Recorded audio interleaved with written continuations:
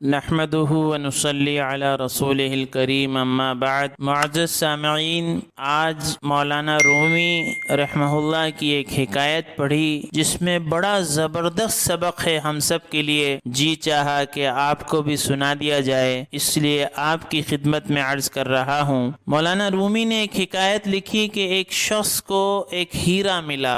حکایات سے، واقعات سے، مثالوں سے بات اچھی طرح سمجھ میں آ جاتی ہے، اس لیے عرض کر رہے ہیں۔ مولانا رومی نے ایک حکایت لکھی کہ ایک شخص کو ایک ہیرا ملا، تو وہ سنار کے پاس گیا اور اس سے اس کی قیمت پوچھی کہ یہ انمول ہیرا مجھے ملا ہے، اس کی قیمت کیا ہے؟ تو سنار نے کہا کہ یہ ہیرا اتنا انمول ہے کہ پورا بازار بھی اس کی قیمت ادا نہیں کر سکتا، ایک کام کرو، تم بادشاہ کے پاس چلے جاؤ۔ اب وہ بادشاہ کے دربار میں حاضر ہوا اور بادشاہ نے وہ ہیرا چیک کروایا کہ بھائی دیکھو یہ کیا ہے۔ تو وزیر نے وہ ہیرے کو چیک کرانے کے لیے بھیجا تو معلوم یہ ہوا کہ وہ انتہائی قیمتی ہیرا ہے، بہت ہی قیمتی ہیرا ہے۔ تو وزیر نے بادشاہ سے کہا، حضور یہ اتنا قیمتی ہیرا ہے کہ اگر آپ اپنی پوری سلطنت بھی دے دیں تو اس کی قیمت ادا نہیں کر سکتے ہیں۔ اب بادشاہ تو بادشاہ ہے، اس کا دل اس کے اوپر آ گیا، اور جب دل آ گیا تو بادشاہ کچھ بھی کرنے کو تیار ہے کہ بس یہ تو مجھے ہونا ہے۔ تو وزیر نے کہا ٹھیک ہے حضور، میں اس کے لیے پلاننگ کرتا ہوں اور پلان بناتا ہوں کہ کس طرح اس ہیرے کو حاصل کیا جائے۔ تو وزیر نے پلان بنایا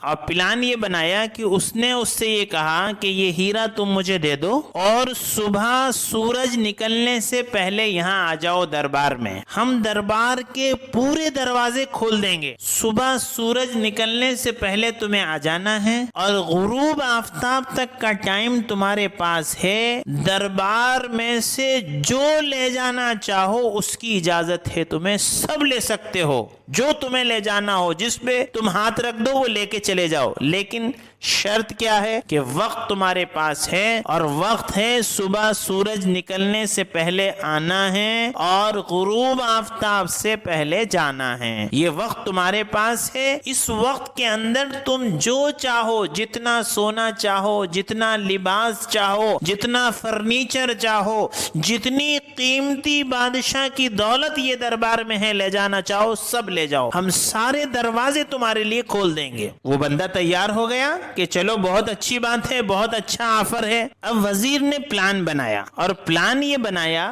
کہ اس نے دربار کی جہاں انٹری تھی وہاں انٹری ہوتے ہی جتنے شاہانہ لباس تھے وہ سب ڈسپلے کر دیے، سب لگا دیے کہ یہ شاہانہ لباس ہیں۔ اب انٹری ہوتے ہی پہلا پڑاؤ جو ہے وہ شاہانہ لباس پر ہے، پورے شاہانہ لباس۔ اس کے بعد اس نے لباس کے بعد کھانے پینے کا انتظام کر دیا، بہترین قسم کے میوے، بہترین قسم کے فروٹس، ایک سے بڑھ کر ایک ڈش جس کا تصور بھی نہیں ہو سکتا، وہ سارے کھانے، سارے میوے، سارے فروٹس اس نے دوسرے نمبر پر وہ لگا دیے، اور تیسرے نمبر پر بہترین قسم کے بستر لگا دیے، بیڈ لگا دیے، تخت لگا دیے، اور وہاں پر جو ہے خدام کو اور کنیزوں کو کھڑا کر دیا جو پنکھے جھل رہی ہیں۔ اب ہوا یہ کہ جیسی صبح ہوئی یہ بندہ اپنے وعدے کے مطابق آ گیا۔ اب آیا تو سب سے پہلے اس نے شاہانہ لباس دیکھے، اوفو ایسا لباس، ایسا لباس، بادشاہ کا لباس کیسا ہوتا ہے، شاہانہ لباس، وہ دیکھنے میں لگ گیا، ایک دیکھتا دوسرا دیکھتا، ایک پہنتا پھر اتارتا، پھر دوسرا پہنتا پھر اتارتا، لباس کے پسند کرنے میں اپنا وقت لگاتا رہا، ایک کے بعد ایک، ایک کے بعد ایک پہنتا اتارتا دیکھتا رہا، اور پھر جو اس کو پسند آیا اس نے اس کو الگ رکھ لیا۔ پھر اگلا پڑاؤ جو ہے وہ کھانے پینے کی چیزوں پر ہے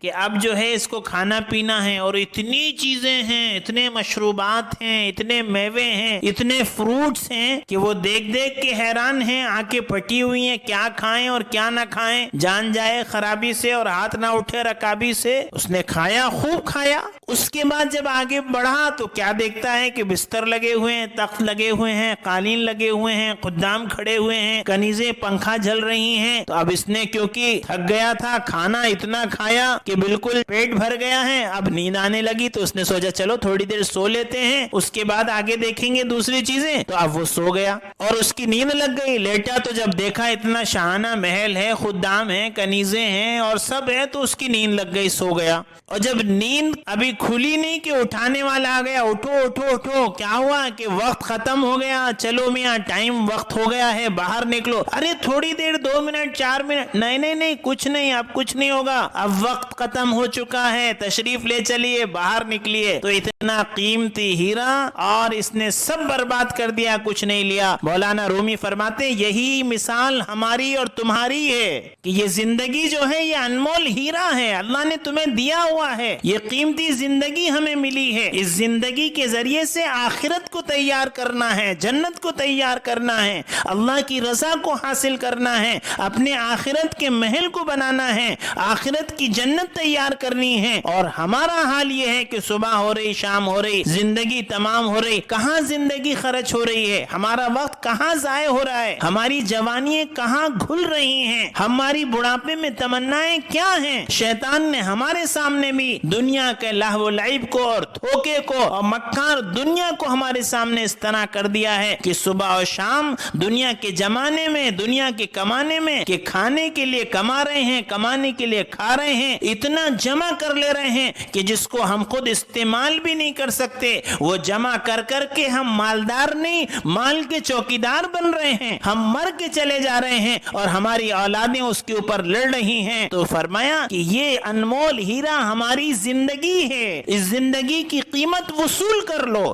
وقت ایک بار ضائع ہو گیا تو پھر دوبارہ وقت ہاتھ آتا نہیں. روزانہ صبح فرشتہ اعلان کرتا ہے, اے نیکی کے کرنے والے آگے بڑھ اور نیکی کر لے, آج کا دن تیری زندگی میں دوبارہ پھر کبھی نہیں آئے گا. اور اے برائی کے کرنے والے بس کر, رک جا, آج کا دن تیری زندگی میں دوبارہ پھر کبھی نہیں آئے گا. تو فرمایا یہ زندگی انمول ہیرا ہے اور ہم اس کو کہاں ضائع کر رہے ہیں. اور پھر جب آخری وقت ہوتا ہے, نزاع کا عالم ہوتا ہے, طبیعت خراب ہوتی ہے, حالات آتے ہیں, مرنے کے قریب ہوتے ہیں, تو اب وصیتیں اور نصیحتیں اور دینی کام کرنے کی تمنائیں, اور پھر موت کا فرشتہ آ کر کھڑے ہو جاتا ہے اور کہتا ہے چلیے حضور, وقت ہو چکا ہے, میری زندگی کا یہ راز ہے, میری عمر اتنی دراز ہے, جو پیدا ہوا تو اذان ہوئی, جو مرا تو وقت نماز ہے, آگاہ اپنی موت سے کوئی بشر نہیں, سامان 100 برس کا ہے, کل کی خبر نہیں, موت سے کس کی یاری, آج میری تو کل تیری باری. کوئی سمجھا نہیں محفل دنیا کیا ہے, کھیلتا کون ہے اور اس کا کھلونا کیا ہے,